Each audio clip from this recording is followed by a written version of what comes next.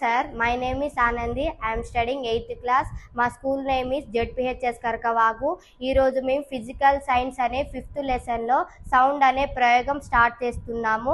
ప్రయోగానికి కావాల్సిన పరికరాలు బ్యాటరీ ఎలిమినేటర్, బెల్, ఇంకా రెడ్ కలర్లో ఉన్నది పాజిటివ్ టెర్మినల్, బ్లాక్ కలర్లో ఉన్నది నెగిటివ్ టెర్మినల్, ఒకటి ప్రొట్రాక్టర్, 2 హాలెన్ ట్యూబ్స్.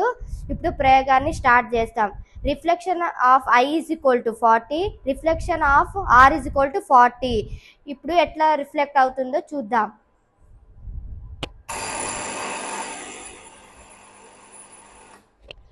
ఇప్పుడు reflected I is equal to reflected R బాగా ఈక్వల్ ఉంది కాబట్టి సౌండ్ అనేది ఎక్కువ వినిపిస్తుంది, రిఫ్లెక్ట్ కూడా బాగా అవుతుంది.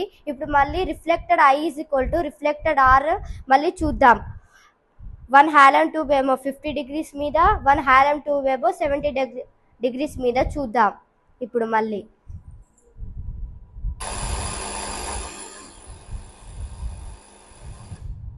ఇప్పుడు incidence I is equal to incidence R 40 degrees మీద పెడితే ఇటు 70 degrees మీద పెడితే సౌండ్ అనేది రిఫ్లెక్ట్ అవ్వట్లేదు.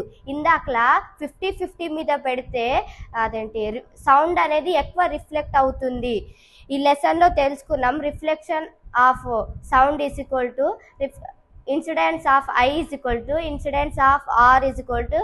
ఈ ప్రయోగాన్ని మేము తెలుసుకున్నాం. ఈ అవకాశం ఇచ్చినందుకు లెమినేటెడ్ సార్ వాళ్ళకి థ్యాంక్ యూ.